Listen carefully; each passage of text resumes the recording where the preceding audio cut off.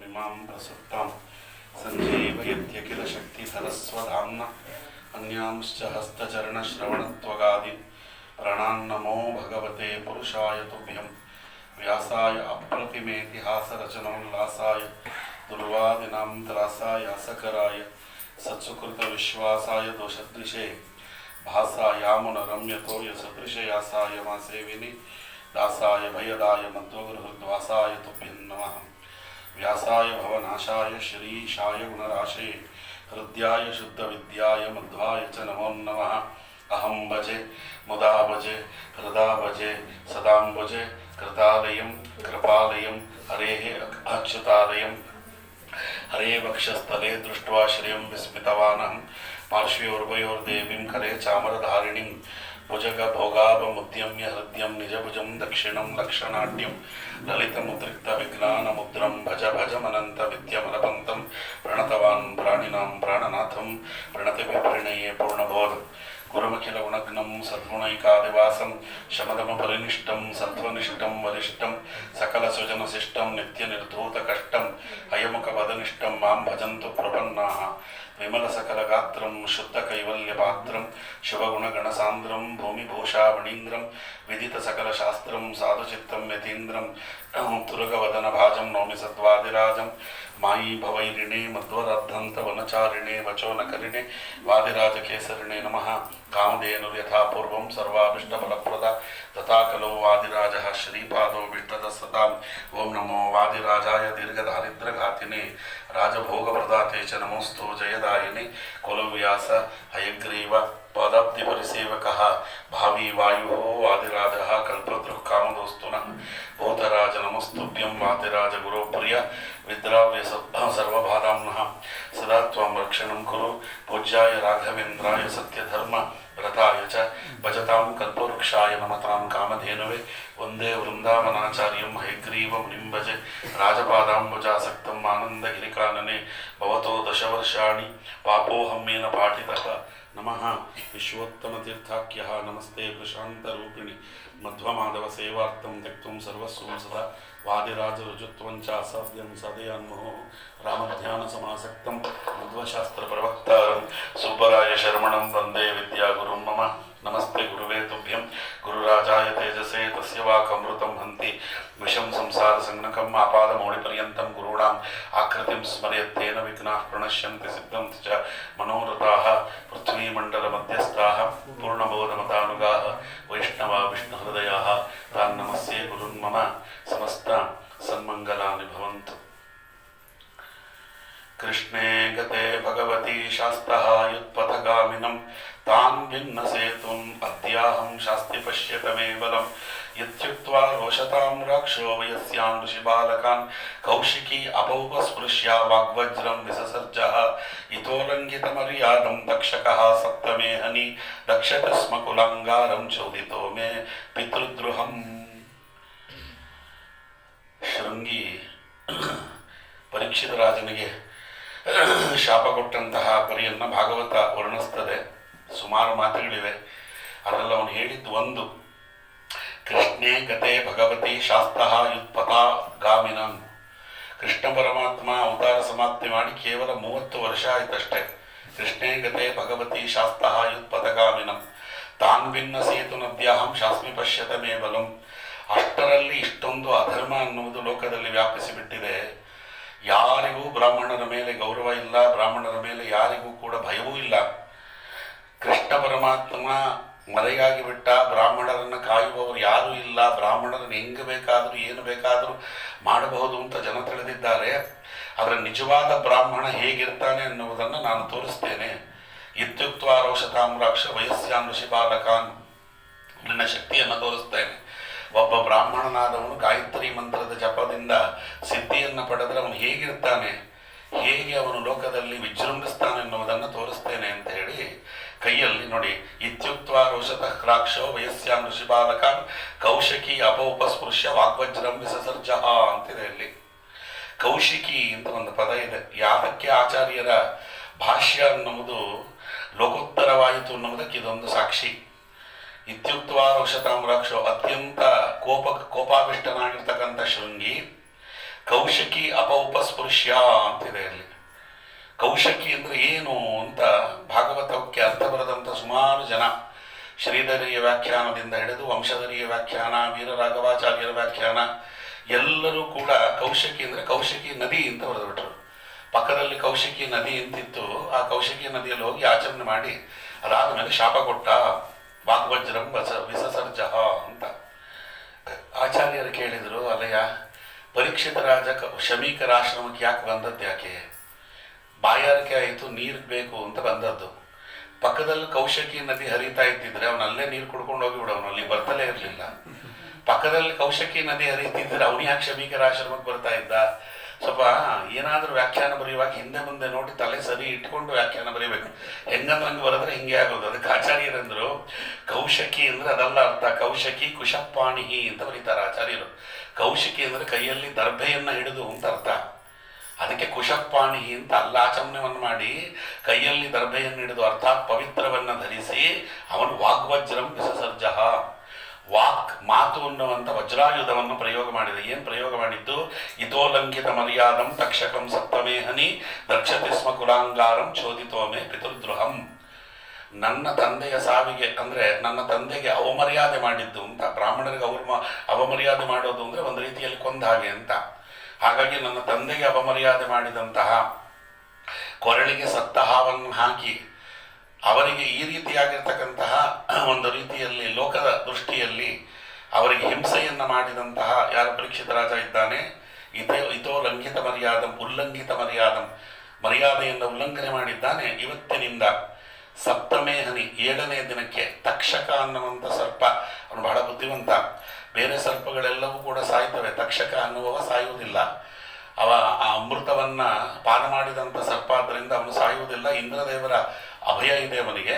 ಅದಕ್ಕೆ ದಕ್ಷತೆ ಸ್ವ ಕುಲಾಂಗಾರಂ ಚೋದಿತೋಮೆ ಪಿತೃದ್ರೋಹಂ. ಕುಲಕ್ಕೆ, ಪಾಂಡವರ ಕುಲಕ್ಕೆ ಅಂಗಾರದಂತಿರುವಂಥ ಪರೀಕ್ಷಿತ ರಾಜ ನನ್ನ ತಂದೆಗೆ ಮಾಡಿದ ಅವಮಾನಕ್ಕೆ ಇವತ್ತಿನಿಂದ 7ನೇ ದಿನಕ್ಕೆ ಅವ ಹಾವು ಕಚ್ಚಿ ಸಾಯಲಿ ಅಂತ ಶಾಪ ಹಾಕಿಬಿಟ್ಟ. ಇದೊಂದು ಶಾಪ. ಶಮೀಕರು ಅವಾಗ ಕಣ್ಣು ತೆರೆದ್ರಂತೆ. ಇದೇ ಶಮೀಕರು ಇನ್ನೊಂದು ಅರ್ಧ ಗಂಟೆ ಮುಂಚೆ ಕಣ್ಣು ತೆರೆದು ಬಿಟ್ಟಿದ್ರೆ ಎಷ್ಟು ಕಥೆಗೆ ಆಗ್ತಿರಲಿಲ್ಲ, ಭಾಗವತವೇ ನಡೀತಿರಲಿಲ್ಲ. ಎಲ್ಲವೂ ಭಗವಂತನ ನೇಮ, ಭಗವಂತನ ಇಚ್ಛೆ. ಯಾವ ಕಾಲಕ್ಕೆ ಏನಾಗಬೇಕು ಅವನು ಏನು ಯಾವ ರೀತಿಯಲ್ಲಿ ಅವ ನಿರ್ಧಾರ ಮಾಡ್ತಾನೆ, ಯಾವ ರೀತಿಯಲ್ಲಿ ಅವ ಇಚ್ಛೆ ಮಾಡ್ತಾನೆ.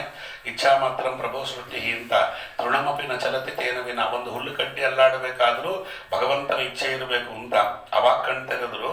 ಸುಮಾರು ಮಾತುಗಳಿವೆ ಅಲ್ಲಿ. ನವೈನುಭಿಹಿ ನರದೇವೋ ಪರಾಧ್ಯ ತಂ ಶಬ್ದಂ ಅರ್ಹಸಿ ಅವಿಪಕ್ವ ಬುದ್ಧೇ ಯತ್ತೇಜಸ ದುರ್ವಶೇಹೇಣ ಗುಪ್ತ ವಿಂದಂತಿ ಭದ್ರಾಣಿ ಅಕುತೋ ಭಯಾ ಪ್ರಜಾ. ಅವನು ಅನ್ಕೊಂಡ ನನ್ನನ್ನು ಹೊಗಳ್ತಾರೆ ಅಂತ ಅನ್ಕೊಂಬಿಟ್ಟ. ನನ್ನನ್ನು ನಮ್ಮಪ್ಪ ಬಾಯಿ ತುಂಬ ಹೊಗಳ್ತಾರೆ, ಅಲ್ಲ ಇನ್ನೊಂದು ವಾರಕ್ಕೆ ಅಂತ ಯಾಕೆ ಕೊಟ್ಟೆ, ನಾಳೆನೇ ಸತ್ತೋಗ್ಲಿ ಅಂತ ಹೇಳಬಾರ್ದಾಗಿತ್ತೆ, ಇನ್ನೊಂದು ವಾರ ಬೇರೆ ಯಾಕೆ ಅವನಿಗೆ ಎಕ್ಸ್ಟೆನ್ಷನ್ ಕೊಟ್ಟೆ ಅಂತ ನನ್ನನ್ನು ಹೊಗಳ್ತಾರೆ ಅಂತ ಅವ ಅನ್ಕೊಂಡ. ಆದರೆ ಅವ್ರು ಬಾಯಿಗೆ ಬಂದಂಗೆ ಬೈದು ಬಿಟ್ರು. ಅಲ್ಲೋ, ಅವ ಬದುಕಿದ್ದ ಹಾವನ್ನು ನನ್ನ ಗುತ್ತಿಗೆಗೆ ಹಾಕಿದರೆ ನೀನು ಶಾಪ ಕೊಟ್ಟಿದ್ದು ಸರಿ. ಅವ ಸತ್ತ ಹಾವನ್ನು ಪರೀಕ್ಷಾರ್ಥವಾಗಿ ಹಾಕಿದ್ದಾನೆ ಅಂದರೆ ಅಂಥವನಿಗೆ ಶಾಪ ಕೊಟ್ಟಿಯಲ್ಲ. ಅದಕ್ಕೆ ಅವಿಪಕ್ವ ಬುದ್ಧೇಹೆ ಅಂತ. ತಲೆಯಲ್ಲಿ ಬುದ್ಧಿ ಇಲ್ಲದವ, ಎಳೆಯ ಬಾಲಕ, ಹುಡುಗು ಬುದ್ಧಿ ಉಳ್ಳವ ಅಂತ ನಿನ್ನನ್ನು ಕರೀತಾರೆ. ಅವನಿರುವುದರಿಂದ ನಮ್ಗೆ ಎಷ್ಟು ಅನುಕೂಲ ಆಗಿದೆ ಎನ್ನುವುದು ನಿನಗೇನಾದರೂ ಗೊತ್ತಿದೆಯಾ? ಯಾರವ ಪರೀಕ್ಷಿತ? ಪಾಂಡವರ ವಂಶದಲ್ಲಿ ಬಂದವ, ಅಭಿಮನ್ಯುವಿನ ಮಗ, ಅರ್ಜುನನ ಮೊಮ್ಮಗ. ಅರಕ್ಷಮಾಣೆ ನರದೇವ ನಾಮ್ನಿ ರಥಾಂಗ ಪಾಣು ಯಮಂಗಲೋಕ ತದಾಹಿ ಚೋರ ಪ್ರಚುರೋ ವಿನಕ್ಷಂತಿ ಅರಕ್ಷಮಾಣೋ ವಿವರೂತವಚ್ಕ್ರಾಂತ್. ಅವ ಇರುವುದರಿಂದಲೇ, ಅವನ ಅಂತರ್ಯಾಮಿಯಾಗಿ ಭಗವಂತ ನಮ್ಮನ್ನು ಕಾಪಾಡುತ್ತಿರುವುದರಿಂದಲೇ ನಮಗೆ ಕಳ್ಳಕಾಕರ ಭಯವಿಲ್ಲದೆ ನಾವು ನಿರ್ಭಯವಾಗಿ ಜಪದಪಾದಿ ಅನುಷ್ಠಾನಗಳನ್ನು ಮಾಡಿಕೊಂಡಿದ್ದೇವೋ. ತದನ್ನೇನ ಪಾಪ ಮುಪೈತಿ ಅನ್ವಯಂ ಎನ್ನಷ್ಟ ನಾಥಸ್ಯ ಪಶೋ ವಿಲಂಪಕ ಪರಸ್ಪರಂ ಗ್ರಂಥಿ ಚಪಂತಿ ವೃಜ್ಯತೆ ಪಶುಂ ಸ್ತ್ರೀಯೋ ಅರ್ಥಾನ್ ಪುರರಸ್ಯವೋ ಜನಾ. ಅವನೇನಾದರೂ ಇಲ್ಲ ಪರೀಕ್ಷಿತ ರಾಜ ಅಂದರೆ ಕಳ್ಳಕಾಕರರು ಎಲ್ಲ ದೇಶವನ್ನು ನಾಶ ಮಾಡುತ್ತಾರೆ, ಸಂತತಿಯನ್ನು ನಾಶ ಮಾಡುತ್ತಾರೆ, ಯಾತ್ರೆಗೆ ಅಡ್ಡಿಪಡಿಸ್ತಾರೆ, ದರೋಡೆಕೋರರಿಂದ ಇಡೀ ಪ್ರಪಂಚ ತುಂಬಿ ಹೋಗ್ತದೆ, ಒಬ್ಬರನ್ನೊಬ್ಬರು ಕೊಲ್ತಾರೆ, ಅವರ ದನಗಳನ್ನು, ಅವರ ಐಶ್ವರ್ಯವನ್ನು ಕದೀತಾರೆ, ಸ್ತ್ರೀಯರಿಗೆ ಮಾನ ಸಂರಕ್ಷಣೆ ಮಾಡಿಕೊಳ್ಳಿಕ್ಕೆ ಆಸ್ಪದ ಇಲ್ಲದಂತೆ ಹೋಗ್ತದೆ. ಇವೆಲ್ಲ ಪಾಪಗಳು ಆಗ್ತವೆ ಪರೀಕ್ಷಿತ ರಾಜ ಇಲ್ಲದೆ ಹೋದರೆ. ಎಂಥ ಕೆಲಸ ಮಾಡಿಬಿಟ್ಟೆ ಅಂತ ಹೇಳಿದ್ರಂತೆ. ಸುಮಾರು ಮಾತಿದೆ. ಅದಾದ ಮೇಲೆ ಅವ್ರು ನೋಡಿದ್ರು, ಅಪಾಪೇಶು ಸ್ವವೃತ್ತಿಯೇಶು ಬಾಲೇನ ಅಪಕ್ವ ಬುದ್ಧಿನ ಪಾಪಂ ಕೃತಂ ತತ್ ಭಗವಾನ್ ಸರ್ವಾತ್ಮ ಕ್ಷಂತು ಮರಹತಿ. ಕಣ್ಣು ಮುಚ್ಚಿ ಭಗವಂತನ ಕೇಳಿದ್ರು, ನಾರಾಯಣ, ಪಾಪಿಯಾದ ಭಗವದ್ಭಕ್ತರ ವಿರೋಧಿಯಾಗಿರ್ತಕ್ಕಂತಹ ಪರೀಕ್ಷಿತ ರಾಜನ ವಿಚಾರದಲ್ಲಿ ಅಪಕ್ವ ಬುದ್ಧಿಯನ್ನು ತೋರಿದಂತಹ ನನ್ನ ಮಗನ ಪಾಪವನ್ನು ದಯವಿಟ್ಟು ಕ್ಷಮಿಸಿಬಿಡು ಅಂತ ಕಣ್ಣುಮುಚ್ಚಿ ನೋಡುತ್ತಾರೆ. ಏನಾದರೂ ಬದುಕಿಸಲಿಕ್ಕಾಗ್ತದಾ ಅಂತ ನೋಡಿದರು. ಏನಾದರೂ ಪಾಪ ಹಿಂತೆಗೆದುಕೊಳ್ಳಿಕ್ಕಾಗತ್ತಾ ನೋಡಿದ್ರು. ಪಾಪ ಹಿಂತೆಗೆದುಕೊಳ್ಳಿಕ್ಕಾಗಲ್ಲ. ಅವ್ರಿಗೆ ಗೊತ್ತಾಗೋಯ್ತು ಭಗವಂತನ ಇಚ್ಛೆ ಇದೆ, ಭಗವಂತನ ಇಚ್ಛೆ ಇದೆ. ಅವನು ತಕ್ಷಕನಿಂದ ಕಚ್ಚಿ 7 ದಿನದಲ್ಲಿ ಸಾಯಬೇಕು ಅನ್ನೋದು ಭಗವಂತನ ನೇಮ. ಭಗವಂತನ ನೇಮಕ್ಕನುಸಾರವಾಗಿ ಶೃಂಗಿಯ ಬಾಯಲ್ಲಿ ಇದು ಬಂದಿದೆ ಅಂತ. ಆದರೆ ಅವನು ನೋಡಿದರು, ಅವನಿಗೆ ಶಾಪ ಬಂದಿದ್ದೇ ಗೊತ್ತಿಲ್ಲ. ಪಾಪ ಶಾಪ ಬರುವುದು ದೊಡ್ಡದಲ್ಲ, ಅವನಿಗೆ ಶಾಪ ಗೊತ್ತಿಲ್ಲದಂತೆ ಅವನು ಹಾಳಾಗಬಾರದು. ಇನ್ನು 7 ದಿನಕ್ಕೆ ಅವನಿಗೆ ಸಾವಿದೆ ಅನ್ನೋದು ಅವನಿಗೆ ಅರಿವಿಗೆ ಬರಬೇಕು. ಅವನು ಏನು ಸಾಧನೆ ಮಾಡಿಕೊಡ್ತಾನೋ ಮಾಡಿಕೊಳ್ಳಿ ಅಂತ ಹೇಳಿ ಏವಂ ಆದಿಶ್ಯ ಶಿಷ್ಯಂನ, ಇದು ಮಹಾಭಾರತದಲ್ಲಿ ಬಂದಿರುವ ಪ್ರಮೇಯ. ಆ ಆಸ್ತಿಕ ಪರ್ವದಲ್ಲಿ ಏವಂ ಆದಿಶ್ಯ ಶಿಷ್ಯಂನ ಸಾ ಪ್ರೇಷಯಾಮಾಸ ಸುವ್ರತಃ ಪರೀಕ್ಷಿತೆ ನೃಪತೆಯೋ ದಯಾಪೂರ್ಣೋ ಮಹಾತಪಃ ಸಂದಿಶ್ಯ ಕುಲಪೃಷ್ಟಂ ಕಾರ್ಯವೃತ್ತಾಂತಮೇವ ಚ ಶಿಷ್ಯಂ ಗೌರಮುಖಂ ನಾಮ ಶೀಘ್ರವಂತಂ ಗುಣಾನ್ವಿತಂ. ಗೌರಮುಖ ಅನ್ನುವ ತಮ್ಮ ಶಿಷ್ಯನನ್ನು ಕರೆದು ಸೂರತನಾದ ದಯಾಪೂರ್ಣನಾದ ಆ ರಾಜ ಏನಿದ್ದಾನೆ ಪರೀಕ್ಷಿತ, ಅವನಿಗೆ ಹೋಗಿ ತಿಳಿಸ್ಬಿಡಪ್ಪ. ಯಾಕೆ ಅಂದರೆ ಬಹುಶ್ಚಾಗ್ನಿ ಸಂಕ್ರಾಂತಂ ಲೋಹ ಶುಚಿಮಯಂ ಯಥಾ, ಬಹುಶ್ಚಾಗ್ನಿ ಸಂಕ್ರಾಂತಂ ಲೋಹಂ ಶುಚಿಮಯಂ ಯಥಾ. ತುಂಬ ದಟ್ಟವಾಗಿರ್ತಕ್ಕಂಥ ಬೆಂಕಿಯಲ್ಲಿ ಬಿದ್ದಾಗಲೇ ಲೋಹ ಶುಚಿಯಾಗುವುದು. ಬಹು ದುಃಖಾವಿ ಸಂತಪ್ತ ತಥಾತ್ಮ ಶೋಧ್ಯತೆ ಬಲಾತ್. ಅತ್ಯಂತ ಹೆಚ್ಚು ದುಃಖಕ್ಕೆ ಒಬ್ಬ ಮನುಷ್ಯ ತುತ್ತಾದಾಗಲೇ ಅವನ ಆತ್ಮಶೋಧನೆಯಾಗುವುದು. ಆದ್ದರಿಂದ ತಸ್ಮಾತ್ ಸುದುರ್ಲಭಂ ಚೇತಿ ವಿದ್ಯೆ ಜನ್ಮಸು ಮಾನುಷಂ. ಅದರಿಂದ ಅತ್ಯಂತ ಕಷ್ಟಕರವಾದ ಅತ್ಯಂತ ದುರ್ಲಭವಾಗಿರ್ತಕ್ಕಂಥ ಈ ಮನುಷ್ಯ ಜನ್ಮ ಬಂದಿದೆ, ಅವನಿಗೆ ಸಾವು ಬಂದಿದೆ, ಅವನಿಗೆ ಹೋಗಿ ಹೇಳಿಬಿಡು. ಅವನೇನು ಸಾಧನೆ ಮಾಡಿಕೊಡ್ತಾನೋ ಆ ಸಾಧನೆಯನ್ನು ಮಾಡಿಕೊಳ್ಳಿ ಅಂತ ಅವರನ್ನು ಕಳಿಸ್ತಾರೆ. ಅವನು ಬರುವಾಗ ಪರೀಕ್ಷಿತ ಕಲಿಯಾವೇಶ ಹೋಗಿಬಿಡ್ತು. ಬರುವಾಗ ಬೈಕೊಂಡು ಬಂದಂತೆ ಧ್ರುವಂ ತಥೋ ಮೇ ಕೃತ ದೇವ ಹೇಳನಾಥ್ ದುರತ್ಯಯಂ ವ್ಯಸನಂ ನಾತಿ ದೀರ್ಘಾತ್ ತತಸ್ತು ಕಾಮಂ ಮಗ ನಿಷ್ಕ್ರಾಯತೆ ಮೇ ಯಥಾ ನ ಕುರ್ಯಂ ಪುನರೇವ ಮದ್ದ. ಅಗ ನಿಷ್ಕೃತಾಯ ಮೇ ಮುಂದ. ಅಲ್ಲ, ಎಂಥ ಕೆಲಸ ಮಾಡಿಬಿಟ್ಟೆ. ಉಸಿರಿಗೆ ಬ್ರಾಹ್ಮಣರನ್ನು ನನ್ನ ದೈವ ಅಂತ ಉಪಾಸನೆ ಮಾಡುವಂಥ ನಾನು ಇಂಥ ಕೆಲಸ ಮಾಡಿಬಿಟ್ಟನಲ್ಲ. ಯಾಕಿಂಥ ಕೆಲಸ ಮಾಡಿಬಿಟ್ಟೆ? ಏನೋ ದೈವದ ಒಂದು ಪ್ರೇರಣೆಯಿಂದ ಈ ಕೆಲಸ ಆಯಿತು. ಆದ್ದರಿಂದ ಯಥಾನ ಕುರ್ಯಂ ಪುನರೇವ ಮತ್ತೆ ನನ್ನಂಥವ್ರು ಇನ್ನೊಬ್ಬರು ಬ್ರಹ್ಮಜ್ಞಾನಿಗಳಿಗೆ ಅವಮರ್ಯಾದೆ ಮಾಡಬಾರದು. ಒಬ್ಬ ಬ್ರಹ್ಮಜ್ಞಾನಿಗಳಿಗೆ ಅವಮರ್ಯಾದೆ ಆದರೆ ಏನಾಗುತ್ತೆ ಎನ್ನುವುದಕ್ಕೆ ಲೋಕ ಸಾಕ್ಷಿಯಾಗಬೇಕು, ನನಗಂತ ಶಿಕ್ಷೆ ಆಗಬೇಕು ಅಂದ್ಕೊಂಡಂತೆ ಪಾಪ. ನಾನೀಗ ಹೋಗಿ ಅರಮನೆಯನ್ನು ಸೇರುವಷ್ಟರೊಳಗೆ ನನಗೆ ಶಾಪ ಬಂದಿದೆ ಅಂತ ಕಿವಿಗೂಡಬೇಕು. ಅದ್ಯೈವ ರಾಜ್ಯಂ ಬಲವೃದ್ಧ ಕೋಶಂ ಪ್ರಕೋಪಿತ ಬ್ರಹ್ಮ ಕುಲಾನಲೋಮೆ ದಹತ್ವ ಭದ್ರಸ್ಯ ಪುನರ್ನಮೇ ಭೂತ್ ಪಾಪೀಯ ಸೀಧಿ ದ್ವಿಜದೇವತಾಸು. ನನ್ನ ಕುಲ ಬೆಂಕಿ ಬಿದ್ದು ಹಾಳಾಗಲಿ, ನನಗೆ ಬೇಜಾರಿಲ್ಲ. ನನ್ನ ಸೈನ್ಯ ಹಾಳಾಗಲಿ, ಭಂಡಾರ ಹಾಳಾಗಲಿ, ಎಲ್ಲವೂ ಸುಟ್ಟು ಬೂದಿಯಾಗಲಿ. ಯಾವ ಕಾರಣಕ್ಕೂ ಬ್ರಾಹ್ಮಣರು ಬ್ರಹ್ಮಜ್ಞಾನಿಗಳ ಯಾವ ರೀತಿಯಾಗಿರ್ತಕ್ಕಂಥ ದ್ರೋಹವೂ ಕೂಡ ನನ್ನಿಂದಾಗಬಾರದು. ಇನ್ಯಾರಿಗೂ ಕೂಡ ಬ್ರಹ್ಮಜ್ಞಾನಿಗಳನ್ನು ಅವಮಾನ ಮಾಡಬೇಕು, ಬ್ರಹ್ಮಜ್ಞಾನಿಗಳನ್ನು ಹಿಂಸೆ ಮಾಡಬೇಕು ಅನ್ನೋ ಬುದ್ಧಿ ಇನ್ನೆಂದಿಗೂ ಯಾರಿಗೂ ಹುಟ್ಟಬಾರದು. ಆ ರೀತಿಯಲ್ಲಿ ನನಗೆ ಶಿಕ್ಷೆ ಆಗಬೇಕು ಅಂದ್ಕೊಂಡಂತೆ ಪಾಪ. ಅವ ಹೋಗಿ ಇನ್ನೇನು ಅರಮನೆಯನ್ನು ತಲುಪಿದ್ದಾನೆ. ಸಚಿಂತಯೇತಿ ಧರ್ಮತಾಶ್ರಣೋದ್ಯತ ಮುನೆಯ ಸುತ ಉಕ್ತಾತ್ ವಿಕೃತಂ ತಕ್ಷಕಾಖ್ಯಾತ್ ಸ ಸಾಧು ಮೇನೆ ಅಚಿರೇಣ ತಕ್ಷಕಾತ್ ಅಲಂ ಪ್ರಸಕ್ತಸ್ಯ ವಿರಕ್ತಿ ಕಾರಣ. ಅಲ್ಲಿ ಹೋಗಿ ಇನ್ನೇನು ತಲುಪಿದ ಅಷ್ಟೊಳಗೆ ಗೌರವಕ ಬಂದು ಹೇಳಿದ, ಶಾಪ ಕೊಟ್ಟಿದ್ದಾನಪ್ಪ, ಇನ್ನು 7 ದಿನದಲ್ಲಿ, ಇವತ್ತಿನಿಂದ ಸರಿಯಾಗಿ 7 ದಿನಕ್ಕೆ ತಕ್ಷಕ ನಿನ್ನನ್ನು ಕಚ್ಚಿ ಸಾಯಿಸ್ತಾನಂತೆ. ನಿನಗೇನು ಬೇಕೋ ಸಾಧನೆಯನ್ನು ಮಾಡಿಕೋ ಅಂತ. ಎಷ್ಟು ಸಂತೋಷ ಆಗಿಬಿಡ್ತು ಪರೀಕ್ಷಿತ ರಾಜನಿಗೆ ಅಂದರೆ, ಭಗವಂತ ನನ್ನ ಮೊರೆಯನ್ನಾಗಲೇ ಕೇಳಿಬಿಟ್ಟಿಲ್ಲ ಅಂತ. ಅಥೋ ವಿಹಾಯೇ ಅವಮಂಚ ಲೋಕಂ ವಿಮೃಶ್ಯತೌ ಹೇಯ ತಯಾ ಪುರಸ್ತಾತ್ ಕೃಷ್ಣಾಂಗ್ರಿ ಸೇವಾಂ ವಿಮನ್ಯಮಾನಃ ಉಪಾವಿಶತ್ಪ್ರಾಯಂ ಅಮರ್ತ್ಯ ನದ್ಯಾಂ. ವೈರಾಗ್ಯ ತಕ್ಷಣಕ್ಕೆ ಅವನಿಗೆ ಉತ್ಪನ್ನವಾಯಿತು. ಈ ಲೋಕ ಪರಲೋಕ ಎಲ್ಲ ಲೋಕವು ಅನಿತ್ಯವಾದದ್ದು, ಹೇಯವಾದದ್ದು ಅನ್ನುವ ಜ್ಞಾನ ಬಂತು. ಸಂಸಾರದಲ್ಲಿದ್ದು ಸಂಸ್ಕಾರವನ್ನು ಪಡೆದ ಕಂಸಾರಿಯ ಪಾದಾಂಬುಜವನ್ನು ಪಡೆಯಲೆತ್ತಿಸಬೇಕು ಅನ್ನುವಂಥ ಭಾವದಿಂದ ಕೃಷ್ಣನ ಸೇವೆ ಮಾಡಬೇಕು ಅಂತ ಹೇಳಿ ಅವನ ಮಗನಾಗಿರ್ತಕ್ಕಂಥ ಜನಮೇಜಯ ರಾಜನಿಗೆ ಪಟ್ಟ ಕಟ್ಟಿ ಗಂಗಾ ನದಿಯಲ್ಲಿ ಅವ ಪ್ರಾಯೋಪ್ರವೇಶಕ್ಕೆ ಕೂತ. ಸುಮಾರು ಜನ ತಪ್ಪು ಹೇಳ್ತಾರೆ, ಗಂಗೆಯ ತಟದಲ್ಲ ಗಂಗೆಯ ಒಳಗೆ ಕೂತ ಅಂತ. ಯೋ ವೈ ಲಸತ್ ಶ್ರೀ ತುಳಸಿ ವಿಮಿಶ್ರ. ಮಹಾಭಾರತವನ್ನು ಸೇರಿಸ್ಕೊಂಡು ಭಾಗವತ ನೋಡಬೇಕು, ಹಂಗೆ ನೋಡೋದಲ್ಲ. ಮಹಾಭಾರತ ಸ್ಪಷ್ಟವಾಗಿ ಹೇಳ್ತದೆ ನೋಡಿ. ಇವತ್ತು ಒಂದು ಮನೆ ಕಟ್ಟಬೇಕು ಅಂತಂದ್ರೆ ಸಾಧಾರಣ 6 ರಿಂದ 7 ತಿಂಗಳು ಬೇಕು. ಅದಕ್ಕಿಂತ ಮುಂಚೆ ಮನೆ ಕಟ್ಟಲಿಕ್ಕೆ ಆಗಲ್ಲ.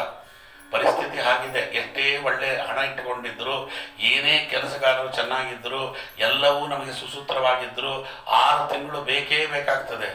2 ಗಂಟೆಯಲ್ಲಿ ಕಟ್ಟಿದ್ರಂತೆ. ಎಂಥ ಅಪೂರ್ವವಾದ ಮನೆ ಗೊತ್ತಾ? ಏಕಸ್ತಂಭ ಶಭಾ ಅಂತ ಕರೀತದೆ ಮಹಾಭಾರತ. ಏಕಸ್ತಂಭ ಭವನ, ಸಿಂಗಲ್ ಪಿಲ್ಲರ್ ಅನ್ನುವುದು ಮೊದಲು ಶುರುವಾಗದದ್ದೇ ಅಲ್ಲಿ.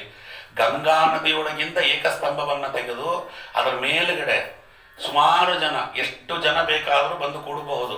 ಎಷ್ಟು ಜನ ಕೂತರು ಇನ್ನು 5 ಜನಕ್ಕೆ ಅವಕಾಶವಿರುವಷ್ಟರ ಒಟ್ಟಿಗೆ ಎಂತೆಂಥ ಇಂಜಿನಿಯರ್ಗಳಿದ್ರು ನೋಡ್ರಿ ಆಗಿನ ಕಾಲದಲ್ಲಿ. ಅಂಥವರು ಒಂದು ಅಪೂರ್ವವಾದಂತಹ ಸಭಾಭವನವನ್ನು ನಿರ್ಮಾಣ ಮಾಡಿದರು. ಅಲ್ಲಿ ಏನು ಅಂದರೆ 7 ದಿನದೊಳಗೆ ಸಾಯಬಾರದು. 7 ದಿನಕ್ಕೆ ಅಂತ ಹೇಳಿದ್ದಾರೆ. 7 ದಿನದೊಳಗೆ ಅವ ಸಾಯಬಾರದು. 7 ದಿನಕ್ಕೆ ಏನು ಬೇಕೋ ಅಷ್ಟೆಲ್ಲವನ್ನ ಅವ ತಾನು ಸಾಧನೆ ಮಾಡಿಕೊಂಡು 7ನೇ ದಿನ ಸಾಯಲಿ ಪರವಾಗಿಲ್ಲ. ಅದಕ್ಕೆ ಎಲ್ಲ ಬಾಗಿಲಲ್ಲೂ ಕೂಡ ಟೈಟ್ ಸೆಕ್ಯೂರಿಟಿ, ಯಾರನ್ನೂ ಕೂಡ ಹಾಗೆ ಹೇಗೆ ಬಿಡುವ ಹಾಗಿಲ್ಲ. ಹಾಗೆ ಎಲ್ಲ ಕಡೆಯೂ ಕೂಡ ಒಳ್ಳೆಯ ರೀತಿ ಪಹರೆಯನ್ನಿಟ್ಟು ಅವ 2 ಗಂಟೆ ಒಳಗೆ ನಿರ್ಮಾಣ ಆಗಿಬಿಡ್ತಂತೆ. ಅವ ಹೋಗಿ ಮೇಲ್ಗಡೆ ಕೊಡ್ತಾನೆ. ಎಂಥ ಗಂಗೆ ಅದು! ಯೋವೈ ರಸಶ್ರೀ ತುಳಸಿ ವಿಮಿಶ್ರ ಕೃಷ್ಣಾಂಗರೇಣು ಅಭ್ಯಧಿಕ ಅಂಬುನೇತ್ರಿ ಪುನಾತಿ ಅಶೇಷಾನುಭಯತ್ರ ಲೋಕಾನ್ ಕಸ್ತಾಂನ ಸೇವೇತ ಮನುಷ್ಯಮಾಣ. ಭಗವಂತನ ಪಾದಗಳಿಂದ ಉತ್ಪನ್ನವಾದದ್ದು, ಭಗವಂತನ ಪಾದಗಳಿಗೆ ಅರ್ಪಿಸಿದಂತಹ ತುಳಸಿ ಮಂಜರಿಯ ಪರಾಗವನ್ನು ಹೊತ್ತು ಲೋಕದಲ್ಲಿ ತಿರುಗುವಂಥದ್ದು. ಇಹಲೋಕ ಪರಲೋಕ ಎಲ್ಲ ಜನರ ಒಳಗಿನ ಮನಸ್ಸು, ಹೊರಗಿನ ಮನಸ್ಸು, ದೇಹ ಎಲ್ಲವನ್ನ ಶುದ್ಧ ಮಾಡುವಂತಹ ಅಪೂರ್ವವಾಗಿರ್ತಕ್ಕಂಥ ಗಂಗಾ ನದಿ. ಅಂತ ಗಂಗಾ ನದಿಯ ತೀರದಲ್ಲಿ ಸಾಯಲಿಕ್ಕೆ ಅಂತ ಎಲ್ಲರೂ ಇಷ್ಟಪಡ್ತಾರೆ. ಅಂಥದ್ದು ಭಗವದ್ಭಕ್ತನಾಗಿರ್ತಕ್ಕಂಥ ಪರೀಕ್ಷಿತ ರಾಜ ಗಂಗಾ ನದಿಯ ಒಳಗೇ ಕೂತು ಪ್ರಾಣ ಬಿಡಲಿಕ್ಕೆ ಅವ ನಿರ್ಧಾರ ಮಾಡಿದ ಪ್ರಾಯೋಪ್ರವೇಶಕ್ಕೆ. ಅಂದರೆ ಏನಾಶ್ಚರ್ಯ ಅಂತ ಅಲ್ಲಿ ಹೇಳ್ತಾರೆ. ಅದಕ್ಕೆ ನೋಡ್ರಿ, ಎಲ್ಲ ಪ್ರಾಯಶ್ಚಿತ್ತಕ್ಕೆ ಒಳಪಟ್ಟು ಪ್ರಾಯೋಪ್ರವೇಶಕ್ಕೆ ಎಲ್ಲರೂ ಯಾರು ಕೊಡ್ತಾರೆ? ದಕ್ಷಿಣಕ್ಕೆ ದರ್ಬೆ ಹಾಕಿ ಕೊಡ್ತಾರೆ. ಇವ ಪೂರ್ವಕ್ಕೆ ದರ್ಬೆ ಹಾಕಿ ಕೂತ. ಯಾಕೆಂದ್ರೆ ಇದು ಅವನಿಗೆ ಚರ್ಮ ಶರೀರ. ಇದಾದ ಮೇಲೆ ಪರೀಕ್ಷಿತ ರಾಜನಿಗೆ ಮತ್ತೆ ಹುಟ್ಟಿಲ್ಲ, ಮುಗಿದೋಯ್ತಷ್ಟೆ. ಇದು ಕೊನೆಯ ಶರೀರ. ಇದಾದ ಮೇಲವ ಬ್ರಹ್ಮದೇವರ ಲೋಕದಲ್ಲಿದ್ದು ಭಗವಂತನನ್ನು ಆರಾಧನೆ ಮಾಡ್ತಾ ಯಾವಾಗ ಬ್ರಹ್ಮದೇವರು ಮೋಕ್ಷಕ್ಕೆ ಹೋಗ್ತಾರೋ ಅವಾಗ ಮೋಕ್ಷಕ್ಕೆ ಹೋಗಿಬಿಡ್ತಾನೆ. ಬೇಜೆ ಖಗೇಂದ್ರ ಧ್ವಜಪಾದ ಮೂಲಂ, ಅದಕ್ಕೋಸ್ಕರವಾಗಿ. ಹಾಗಾಗಿ ಯಾವಾಗ ಪರೀಕ್ಷಿತ ರಾಜ, ಎಷ್ಟು ಸುದ್ದಿ ನೋಡ್ರಿ, ಇವತ್ತು ಮೊಬೈಲ್ ಇದೆ, ಇವತ್ತು ಎಲ್ಲ ಸಲಕರಣೆಗಳಿವೆ, ಟಿವಿ ಇದೆ, ಮೀಡಿಯಾ ಇದೆ, 5 ನಿಮಿಷಕ್ಕೆ ಸುದ್ದಿ ಹೋಗ್ತದೆ ಅಂತಾರೆ. ಇವತ್ತಿರುವುದೆಲ್ಲ ಏನೂ ಅಲ್ಲ. ಅವತ್ತು ಮಾನಸಿಕವಾಗಿ ಹೇಗೆ ಹೋಯಿತು ಎಲ್ಲವೂ ಕೂಡ ನೋಡಿ. ಪರೀಕ್ಷಿತ ರಾಜ ಒಬ್ಬ ಮಾತ್ರ ಅಲ್ಲಿ ಕೂತಿರೋದು, ಅವನು ಯಾರಿಗೂ ಹೇಳಿ ಕಳಿಸ್ಲಿಲ್ಲ, ಏನೂ ಇಲ್ಲ. ಹೇಗೆ ದೈವಿಕವಾಗಿರ್ತಕ್ಕಂತಹ ತರಂಗಗಳ ಮುಖೇನ ಸುದ್ದಿ ಮುಟ್ಟಿತು ಅಂದರೆ ಎಲ್ಲ ಋಷಿಗಳು ಬಂದುಬಿಟ್ರಂತೆ ಒಂದು ಕಡೆಯಿಂದ. ತತ್ರೋಪಜಗ್ಮುಹು ಭವನಂ ಪುನಾನ ಮಹಾನುಭಾವ ಮುನಿಯಸ್ಸ ಶಿಷ್ಯ ಪ್ರಾಯೇಣ ತೀರ್ಥಾದಿಗಮಾಪದೇಶೈ ಸ್ವಯಂ ಹಿ ತೀರ್ಥಾನಿ ಪುನಂತಿ ಸಂತ. ಎಲ್ಲ ಋಷಿಗಳು ಬಂದ್ರಲ್ಲಿ. ಯಾರ್ಯಾರು ಋಷಿಗಳು ಬಂದದ್ದು ಸುಮ್ಮನೆ ಹೇಳ್ತೇನೆ ಋಷಿಗಳ ಹೆಸರು. ನಿಮ್ಗೆ ಗೊತ್ತಾದ ಋಷಿ ಯಾರು ಬಂದರೆ ಕೈ ಮುಗಿದು ಬಿಡ್ರಿ. ಅತ್ರಿಹಿ ವಸಿಷ್ಠ ಚವನ ಶರದ್ವಾನ್ ಅರಿಷ್ಟನೇಮಿ ಭೃಗು ಅಂಗಿರಾಶ್ಚ ಪರಾಶರೋ ಗಾತಿ ಸುತೋಧರಾಮ ಉದತ್ಯ ಇಂದ್ರ ಪ್ರಮದ ಇದ್ಮವಾಹು ಮೇಧಾತಿಥಿ ದೇವಲ ಆರ್ತಿಶೇಣೋ ಭಾರದ್ವಾಜೋ ಗೌತಮ ಪಿಪ್ಪಲಾದ ಮೈತ್ರೇಯ ಔರ್ವಾ ಕವಶಯ ಕುಂಭಯೋನಿ ದ್ವೈಪಾಯನೋ ಭಗವಾನ್ ನಾರದಶ್ಚ ಅನ್ಯೇ ಚ ದೇವರ್ಷಿ ಬ್ರಹ್ಮರ್ಷಿ ವರ್ಯೋ ರಾಜರ್ಷಿ ವರ್ಯ ಅರುಣಾದಯಶ್ಚ ನಾನಾರ್ಷೇಯ ಪ್ರವರಾನ್ ಸಮೇತಾನ್ ಅಭ್ಯರ್ಚ ರಾಜ ಶಿರಸಾವ ವಂದೇ. ಇಷ್ಟು ಜನ ಋಷಿಗಳೆಲ್ಲರೂ ಸೇರಿದ್ರು. ಅದರಲ್ಲಿ 2 ವಿಶೇಷವಾಗಿ ಹೇಳ್ತಾರೆ ನೋಡ್ರಿ. ಅಥ ರಾಮ, ಪರಶುರಾಮ ದೇವರು ಬಂದಿದ್ರು. 2ನೇದು ದ್ವೈಪಾಯನೋ, ವೇದವ್ಯಾಸ ದೇವರು ಬಂದಿದ್ದರು. 2 ಭಗವಂತನ ರೂಪಗಳು ಅವನ ಎದುರುಗಡೆಯೇ ಕೂತಿವೆ. ಆದರೂ ಶುಕಾಚಾರ್ಯರು ಬಂದು ಉಪದೇಶ ಮಾಡೋವರೆಗೂ ಪರೀಕ್ಷಿತ ರಾಜನಿಗೆ ಮೋಕ್ಷ ಆಗಲಿಲ್ಲ. ಭಗವಂತನನ್ನ ಕಣ್ಣಿಂದ ನೋಡಿದವರಿಗೆಲ್ಲ ಮೋಕ್ಷ ಆಗುವುದಿಲ್ಲ. ಈ ಕಣ್ಣಿನಿಂದ ಭಗವಂತನನ್ನು ನೋಡಿದವರಿಗೆಲ್ಲ ಮೋಕ್ಷ ಆಗುವುದಾಗಿದ್ದರೆ ದುರ್ಯೋಧನನಿಗೆ ಮೊದಲು ಮೋಕ್ಷ ಆಗಬೇಕಾಗಿತ್ತು. ಅವನ ಈ ಕಣ್ಣಿನಿಂದ ಭಗವಂತನ ವಿಶ್ವರೂಪವನ್ನು ಬೇಕೋ ಬೇಡವೋ ನೋಡಿದವ. ಹೊರಗಿನ ಕಣ್ಣಿನಿಂದ ದೇವರನ್ನ ನೋಡಿದರೆ ಮೋಕ್ಷ ಆಗುವುದಿಲ್ಲ, ಒಳಗಣ್ಣಿನಿಂದ ದೇವರನ್ನ ನೋಡಬೇಕು, ಹೊರಗಣ್ಣಿನಿಂದ ಅಲ್ಲ. ಅದಕ್ಕೆ ಎದುರುಗಡೆ. ಆಮೇಲೆ ನಮ್ಮ ನಿಯತ ಗುರುಗಳ ಉಪದೇಶದಿಂದಲೇ ಮೋಕ್ಷವೇ ಹೊರತು ಸಾಕ್ಷಾತ್ ಭಗವಂತ ಬಂದು ಎದುರು ನಿಂತರೂ ಮೋಕ್ಷ ಆಗುವುದಿಲ್ಲ. ನಮಗೆ ಭಗವಂತ ಒಬ್ಬೊಬ್ಬರನ್ನ ನಿಯತ ಗುರುಗಳು ಅಂತ ಇಟ್ಟಿದ್ದಾನೆ. ಯಾರಿಗೂ ಆಚಾರ್ಯ ಅಂತ ಕೇಳಬೇಡ್ರಿ, ನಮಗೂ ಗೊತ್ತಿಲ್ಲ, ನಿಮಗೂ ಗೊತ್ತಿಲ್ಲ. ಅದೇನು ಸದ್ಯಕ್ಕೆ ಅವ್ರೇನು ಬರಲ್ಲ, ತುಂಬ ದೂರ ಇದೆ. ಇನ್ನು ಕೋಟ್ಯಾಂತರ ಜನ್ಮ ಆಗಬೇಕು, ಇನ್ನು ಕೋಟ್ಯಾಂತರ ರೀತಿಯಲ್ಲಿ ಹುಟ್ಟು ಬರಬೇಕು ನಾವು, ಅಲ್ವಾ? ಸಾಧನೆ ಅನ್ನುವುದು ಈಗ ಏನು ಅಂದರೆ ಸಾಸಿವೆ ಕಾಳಿನಷ್ಟಲ್ಲಿ ಈಗ ಪ್ರಾರಂಭ ಆಗಿದೆಯೋ ಅನ್ನೋ ಗೊತ್ತಿಲ್ಲ. ಯಾಕೆಂದರೆ ನಮ್ಮ ವಂಶದ ಹಿರಿಯರೊಬ್ಬರು, ನಮ್ಮ ಇವರು ದಾಸರಿದ್ದಾರೆ. ದೊಡ್ಡಬಳ್ಳಾಪುರದ ದಾಸರು ಅಂತ ಮುದ್ದು ಮೋಹನ ವಿಠಲ ದಾಸರು, ಆ ವಂಶದ ಪರಂಪರೆಯಲ್ಲಿ ಬಂದವರು ನಾವು. ತಂದೆ ಮೋಹನ ಮುದ್ದು ಮೋಹನ ವಿಠಲ ದಾಸರು ಅಂತ. ಅವರು ಎಲ್ಲ ಕಡೆ ಸಂಚಾರ ಮಾಡಿಕೊಂಡು ಬರೋರು. ಅವ್ರ ಹತ್ರ ಭಗವಂತ ಏಕಾಂತದಲ್ಲಿ ಮಾತಾಡ್ತಿದ್ದ. ಅಂತ ಮಹಾನುಭಾವರವರು. ಅವರು ಕೀರ್ತನೆ ಮಾಡಲಿಕ್ಕೆ ಅಂತ ಕೂತ್ರೆ ಭಗವಂತ ಅವ್ರ ಹತ್ರ ಮಾತಾಡ್ತಿದ್ದ. ಯಾರು ಪ್ರಶ್ನೆ ಕೇಳಬೇಕಾದ್ರೆ ಅವರು ಕೇಳೋರು, ಅವರು ದೇವರನ್ನು ಕೇಳೋರು ಪ್ರಶ್ನೆ. ಭಗವಂತ ಏನು ಉತ್ತರ ಕೊಡ್ತಾನೆ ಅದನ್ನು ಕೊಡೋರು. ಕರ್ನೂಲ್ ಶ್ರೀನಿವಾಸಾಚಾರ್ಯರು ಅಂತ ಬಹಳ ಪ್ರಸಿದ್ಧಿ, ಅವರ ಬಗ್ಗೆ ಗೊತ್ತಿಲ್ಲ. ಅವರ ಅಜ್ಜಿ ಕರ್ನೂಲ್ ಶ್ರೀನಿವಾಸಾಚಾರ್ಯರ ಅಜ್ಜಿ. ಪ್ರಾಯ ಎಂಬ ಬಾಲ್ಯದಲ್ಲಿ ಪಾಪ ಅವರು ಬಹಳ ಬೇಗ ಗಂಡನನ್ನು ಕಳ್ಕೊಂಡವರು. ಅವರು ಮಾಡಿದಷ್ಟು ವಿಷ್ಣು ಪಂಚಕ, ಅವರು ಮಾಡಿದಷ್ಟು ಭೀಷ್ಮ ಪಂಚಕ, ಅವರು ಮಾಡಿದಷ್ಟು ಚಾತುರ್ಮಾಸ, ಅವರು ಮಾಡಿದಷ್ಟು ಧಾರಣ ಪಾರಣ ವ್ರತಗಳು ಪ್ರಾಯ ಆ ಕಾಲದಲ್ಲಿ ಯಾವ ಹೆಣ್ಣು ಮಕ್ಕಳು ಮಾಡಿರಲಿಲ್ಲ. ಅಷ್ಟು ಮಾಡಿಬಿಟ್ರು, ಅಷ್ಟು ಆರಾಧನೆಯೆಲ್ಲ ಮಾಡಿದರು. ಇನ್ನೇನು ಸಾಯಬೇಕು, ಅವರ ದೇಹವನ್ನು ಬಿಡುವುದಕ್ಕೆ ಇನ್ನೊಂದು 15-20 ದಿವಸ ಅಂತ ಮುದ್ದುಮೋಹನ ವಿಠಲ ದಾಸರು ಅಲ್ಲಿಗೆ ಬಂದರು. ಇವರು ಹೋಗಿ ಮುದ್ದುಮೋಹನ ವಿಠಲ ದಾಸರಿಗೆ ಹೇಳಿದರು, ಸ್ವಾಮಿ ಭಗವಂತ ನಿಮ್ಮ ಹತ್ರ ಬರ್ತಾನಲ್ಲ ಮಾತಾಡಲಿಕ್ಕೆ ಧ್ಯಾನ ಮಾಡುವಾಗ, ಇನ್ನೂ ಎಷ್ಟು ವರ್ಷ ಸಾಧನೆ ಇದೆ ನನಗೆ ನಿಯತ ಗುರುಗಳ ದರ್ಶನಕ್ಕೆ, ಇನ್ನೂ ಎಷ್ಟು ಜನ್ಮಗಳ ಸಾಧನೆ, ಎಷ್ಟು ವರ್ಷದ ಸಾಧನೆ ಇದೆ ಅಂತ ದಯವಿಟ್ಟು ಹೇಳ್ರಿ. ನನಗದೊಂದು ಗೊತ್ತಾದರೆ ಸಾಧನೆ ನಾನು ಮಾಡ್ಕೊಳ್ಳಿಕ್ಕೆ ಅನುಕೂಲವಾಗುತ್ತೆ. ಸರಿಯಮ್ಮ ಆಯಿತು ಅಂತ ಹೇಳಿ ಭಗವಂತನನ್ನವರು ತಮ್ಮ ಆರಾಧ್ಯ ದೈವ ಮುದ್ದುಮೋಹನ ವಿಠಲ ಅವನನ್ನು ಪ್ರಶ್ನೆ ಮಾಡಿದರು. ಸರಿ ಆಯಿತು, ಎಲ್ಲ ಆಯಿತು. ಅವ್ರು ಧ್ಯಾನದಿಂದ ಎದ್ರು. ಇವರು ಬಂದು ಮುಂದುಗಡೆ ಕೂತರು.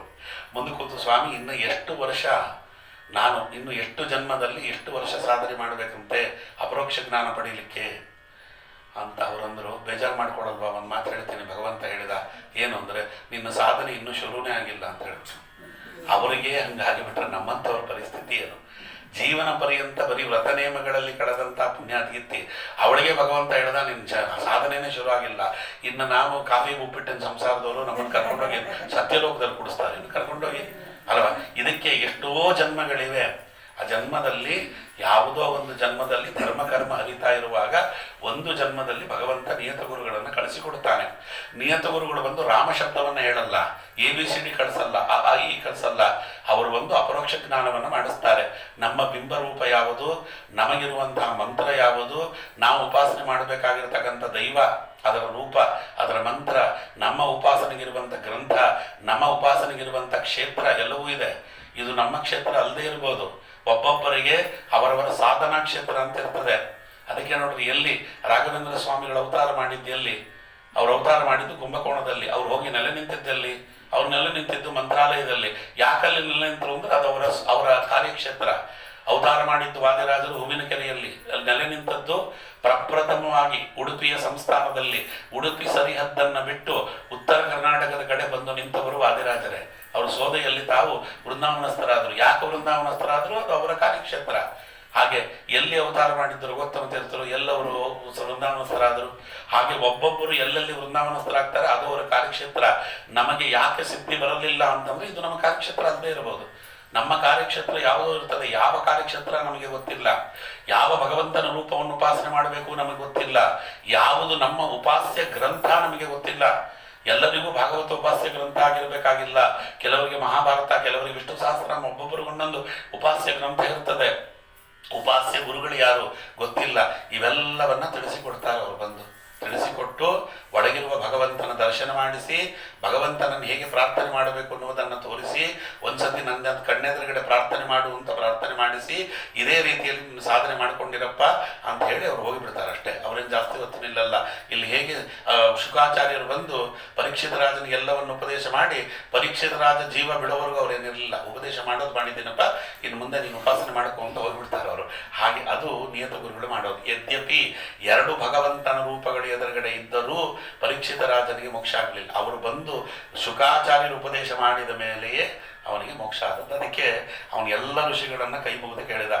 ತತ್ರೋಪಜಗ್ಮುಹು ಭುವನಂ ಪುನಾನಃ ಮಹಾನುಭಾವ ಮುನಿಯಸ್ಸ ಶಿಷ್ಯ. ನಾವು ಮಾಡಿರ್ತಕ್ಕಂತಹ ಸಾಧನೆ ನಮಗೆ ಫಲ ಕೊಟ್ಟಿದೆ ಅಂತ ನಮ್ಗೆ ಯಾವಾಗ ಗೊತ್ತಾಗ್ತದೆ ಅಂದರೆ, ನಮಗೆ ಅಂತ್ಯಕಾಲ ಬಂದಾಗ ನಾವು ಈ ದೇಹವನ್ನು ಬಿಡುವಂಥ ಪರಿಸ್ಥಿತಿ ಬಂದಾಗ ನಾವು ಹೇಗೆ ಬದುಕ್ತೇವೆ ಅನ್ನುವುದರ ಮೇಲೆ ನಾವು ಮುಂದೆ ಮಾಡಿರುವಂಥ ಹಿಂದೆ ಮಾಡಿದ ಸಾಧನೆ ಏನಿದೆಯಲ್ಲ ಅದು ನಮ್ಮ ಅರಿವಿಗೆ ಬರ್ತದೆ. ಎಲ್ಲ ಚೆನ್ನಾಗಿದೆ ಅಲ್ವಾ. ಕೊನೆ ಕಾಲಕ್ಕೆ ಅವನು ಕೋಮಾಗಿ ಹೋಗಿಬಿಟ್ಟ. ಮಾಡಿದ್ದು ಸಾಧನೆ ಸಾಲದು ಅಂತಲೇ ಅರ್ಥ. ನಮಗೆ ನಮ್ಮ ಪರಮಗುರುಗಳಿಗೆ ಒಬ್ಬರು ಆಪ್ತರಿದ್ದರು, ಚತುರ್ವೇದಿ ರಾಮಚಂದ್ರಾಚಾರ್ಯರು ಅಂತ ಮೈಸೂರಿನಲ್ಲಿದ್ದರು. ದಿಗ್ಧಂತಿ ಪಂಡಿತರು. ಇಲ್ಲಿ ಇಲ್ಲಿಂದ ಕಾಶಿಗೆ ನಡ್ಕೊಂಡು ಹೋಗಿ ಕಾಶಿಯಲ್ಲಿದ್ದ ರಾಜರಾಜೇಶ್ವರ ಶಾಸ್ತ್ರಿ ಎನ್ನುವಂಥವನನ್ನ ಮೀಮಾಂಸಾ ಶಾಸ್ತ್ರದಲ್ಲಿ 16 ದಿನ ಪುಸ್ತಕ ಇಲ್ಲದೆ ವಾದ ಮಾಡಿ ಅವನನ್ನು ಸೋಲಿಸಿ ಬಂದವರು ಯಾರೂ ಅಲ್ಲ. ಅವರಿಗೆ ಅಂತ್ಯಕಾಲದಲ್ಲಿ ನರ್ಸಿಂಗ್ ಹೋಮಿಗೆ ಸೇರಿಸ್ಬಿಟ್ರು. ಅವರನ್ನ ನರ್ಸಿಂಗ್ ಹೋಮಿಗೆ ಸೇರಿಸಿದ್ರು. ಅವ್ರು ಹೋದವ್ರಿಗೆಲ್ಲ ಹೀಗೆ ಅನ್ನೋರಂತೆ. ಎಲ್ಲ ಏನು ಅಂದ್ಕೊಂಡ್ರು ಹಾಯ್ ಅಂತ ಇದ್ದಾರಂತೆ. ಹಾಯ್ ಅಲ್ಲ, ಅವ್ರನ್ನೋರು ನಾನು ದಿನವೊಂದಕ್ಕೆ 5 ಲಕ್ಷ ನಾರಾಯಣ ಮಂತ್ರ ಜಪ ಮಾಡ್ತಾ ಇದ್ದೇನೆ ಅಂತ ಅರ್ಥ. 10 ದಿನ ಇದ್ರು, 10 ದಿನ 50 ಲಕ್ಷ ನಾರಾಯಣ ಮಂತ್ರ ಜಪ ಮಾಡಿ ದೇವರನ್ನು ತೊರೆದ್ರು. ಭಗವಂತ ಎಲ್ಲಿ ಇರಿಸಿದ್ರು ಅಂತ್ಯಕಾಲದಲ್ಲಿ ಏನು ಸಾಧನೆ ಮಾಡಿಸಬೇಕೋ ಸಾಧನೆ ಮಾಡಿಸ್ತಾನೆ. ಯಾರು ನಮಗೆ ಬರ್ತಾರೆ ಕೊನೆ ಕಾಲದಲ್ಲಿ ನೋಡಲಿಕ್ಕೆ, ನಮ್ಮನ್ನು ಯಾರು ಅನುಗ್ರಹ ಮಾಡಲಿಕ್ಕೆ ಬರ್ತಾರೆ ಎನ್ನುವುದು, ನಾವೇನು ಸಾಧನೆ ಮಾಡಿದ್ದೇವೆ ಅನ್ನುವುದು ಅಲ್ಲಿ ದ್ಯೂತಕವಾಗ್ತದೆ. ಅದಕ್ಕೆ ಅದು ಉದಾಹರಣಾ ರೂಪದಲ್ಲಿ ನಿಲ್ತದೆ. ಅದನ್ನು ಪರೀಕ್ಷಿತರಾದ ಹೇಳಿದ, ನೀವಿಷ್ಟು ಜನ ಋಷಿಗಳು ನನಗೋಸ್ಕರ ಬಂದಿದ್ದೀರಿ ಅಂದರೆ ನಾನು ಮಾಡಿದಂಥ ಭಗವಂತನ ಸೇವೆ ಸಾರ್ಥಕವಾಗಿದೆ ಅಂತ ಅರ್ಥ. ಇಲ್ಲ ಅಂದರೆ ಬಡಪಟ್ಟಿಗೆ ಜ್ಞಾನಿಗಳು ಮನೆಗೆ ಬರುವುದಿಲ್ಲ. ಅದಕ್ಕೆ ನೋಡ್ರಿ, ಶ್ರಾದ್ದದಲ್ಲಿ ಹೇಳೋ ಮಂತ್ರ ಅಂತ ಕೆಲವು ಹಣೆಪಟ್ಟಿ ಮಾಡಿಬಿಟ್ಟಿದ್ದಾರೆ. ಎಲ್ಲವನ್ನ ಶಾಸ್ತ್ರದಲ್ಲಿ ಹೇಳೋ ಮಂತ್ರ ಅಲ್ಲ.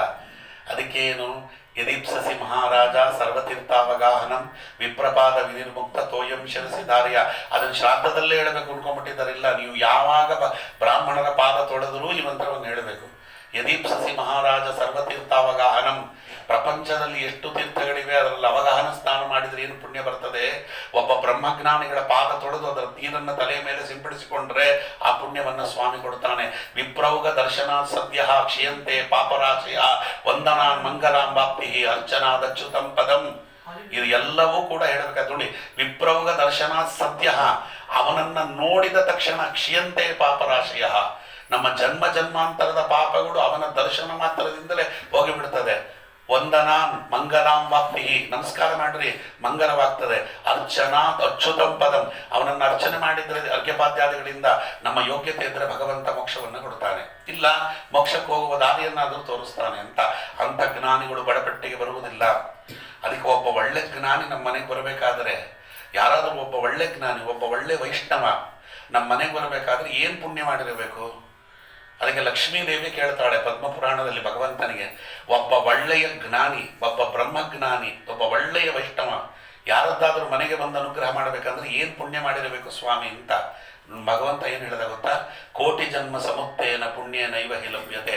1 ಕೋಟಿ ಜನ್ಮಗಳ ಪುಣ್ಯ ಮಾಡಿರಬೇಕಂತವ ಒಬ್ಬ ಜ್ಞಾನಿಯಾದವನು ಮನೆಗೆ ಬರಬೇಕಾದ್ರೆ. ಎಷ್ಟು ಜನ ಜ್ಞಾನಿಗಳು ಬಂದಿದ್ದಾರೆ ಮನೆಗೆ, ಇನ್ನು ಎಷ್ಟು ಪುಣ್ಯ ಮಾಡಿರ್ಬೋದು ಪರೀಕ್ಷಿತರಾದ ನೋಡ್ರಿ. ಹಾಗೆ ಮಾಡಿದ್ದರಂತಲೇ ಅವನಿಗೆ ಭಾಗವತ ಕೇಳುವಂಥ ಯೋಗ ಬಂದದ್ದು. ಪುಕ್ಕಟ್ಟೆಯಾಗಿ ಸುಮ್ಮನೆ ಭಾಗವತವನ್ನು ಎಲ್ಲರಂದ್ರಲ್ಲಿಗೆ ಹೇಳಿಬಿಡ್ತಾರೇನು? ಅದು ಶುಕಾಚಾರ್ಯರು. ಯಾರು ನನ್ನಂಥ ಕಾಚಿ ಪುಚ್ಚಿ ಯಾರು ಆಚಾರ್ಯರು ಬಂದು ಯಾರಿಗೆ ಬೇಕಾದ್ರೂ ಭಾಗವತ ಹೇಳ್ಬೋದು. ಶುಕಾಚಾರ್ಯರಂತ ಅವರು ಬಂದು ಹೇಳಬೇಕಾದ್ರೆ ಸುಮ್ಮನೆ ಹೇಳ್ತಾರೆ. ಇನ್ನು ಪುಣ್ಯ ಇಷ್ಟಿರಬೇಕು ಅವನಿಗೆ. ಅದಕ್ಕವ ಹೇಳ್ದ, ನೀವೆಂಥವ್ರು ಗೊತ್ತಾ? ಪ್ರಾಯೇಣ ತೀರ್ಥಾದಿಗಂ ಆಪದೇಶೈ ಸ್ವಯಂ ಹಿ ತೀರ್ಥಾನಿ ಪುನಂತೆ ಸಂತಹ ಅಂದ. ನೀವು ತೀರ್ಥಯಾತ್ರೆಗಳಿಗೆ ಹೋಗಿ ಪುನೀತರಾಗಲ್ಲ, ನೀವು ಹೋಗುವುದರಿಂದ ತೀರ್ಥಯಾತ್ರಾ ಕ್ಷೇತ್ರಗಳು ಪುನೀತವಾಗ್ತದೆ ಎಂದ. ಇದು ಧರ್ಮರಾಜ ವಿದುರನಿಗೆ ಹೇಳಿದ ಮಾತಿದು. ಭವದ್ವಿಧ ಭಾಗವತ ತೀರ್ಥಾಭೂತ ಸ್ವಯಂ ಪ್ರಭೋ ತೀರ್ಥ ಕುರುವಂತಿ ತೀರ್ಥಾನಿ ಸ್ವಾಂತಸ್ಥೇನ ಗತಾಮೃತ ಅಂತಾನೆ ಧರ್ಮರಾಜ. ವಿದುರ, ನೀನು ತೀರ್ಥಯಾತ್ರೆಗೆ ಯಾಕೆ ಹೋಗ್ತಿ ಗೊತ್ತಾ? ನನಗೆ ಗೊತ್ತಿದೆ. ತೀರ್ಥಯಾತ್ರೆಗೆ ಹೋಗಿ ನೀನು ಪುಣ್ಯ ಸಂಪಾದನೆ ಮಾಡ್ಲಿಕ್ಕಲ್ಲ ಹೋಗೋದು. ನೀನು ತೀರ್ಥಯಾತ್ರೆಗೆ ಹೋಗೋದ್ರಿಂದ ತೀರ್ಥಯಾತ್ರೆಗಳು ಪವಿತ್ರವಾಗ್ತವೆ, ಅದಕ್ಕೆ ಹೋಗ್ತಿಯಿಂದ. ಇವರೆಲ್ಲ ಋಷಿಗಳು ತೀರ್ಥಯಾತ್ರೆಯನ್ನ ಪವಿತ್ರ ಮಾಡ್ಲಿಕ್ಕೆ ಹೋದಂಥವರು. ಅಂಥವರು ನೀವು. ಅದಕ್ಕೆ ಅಹೋವಯಂ ಧನ್ಯತಮಾನುಪಾಣಂ ಮಹತ್ತಂ ಅನುಗ್ರಹಣೀಯ ಶೀಲ ರಾಘ್ನಾಕುರಂ ಬ್ರಾಹ್ಮಣ ಪಾದ ಶೌಚಂ ಆರಾಧ್ಯ ಸೃಷ್ಟಂ ಬದ ಗರ್ಹ ಕರ್ಮ. ಮಹಾಪುರುಷರಾಗಿರ್ತಕ್ಕಂಥ ತಮ್ಮಂಥವರ ಅನುಗ್ರಹವನ್ನು ನಾನು ಬಯಸಿದ್ದೇನೆ. ರಾಜರಲ್ಲಿ ಸಾರ್ಥಕವಾಗಿರ್ತಕ್ಕಂತಹ ಜನ್ಮವನ್ನು ನಾನು ಬಾಳಿದ್ದೇನೆ ಅಂತ ನನಗೀಗ ಅರ್ಥವಾಗ್ತಾ ಇದೆ. ಒಬ್ಬ ಬ್ರಾಹ್ಮಣರ ಪಾದೋದಕ ಸಿಗುವುದೇ ಕಷ್ಟ. ಅಂಥದ್ರಲ್ಲಿ ಕೋಟ್ಯಂತರ ಋಷಿಗಳು ಬಂದು ರಾಘ್ನಾಂ ಕುಲಂ ಬ್ರಾಹ್ಮಣ ಪಾದ ಶೌಚಂ ಆರಾಧ್ಯ ಸೃಷ್ಟಂ ಪದಕಾರ್ಯ ಕರ್ಮ, ಎಂಥ ಪಾದೋದಕವನ್ನು ತಲೆಯ ಮೇಲೆ ನಾನು ಧರಿಸಿದ್ದೇನೆ ಅಂದರೆ ನಾನು ಉದ್ಧಾರವಾದೆ ಎನ್ನುವುದರಲ್ಲಿ ಎರಡನೇ ಅನುಮಾನವಿಲ್ಲ.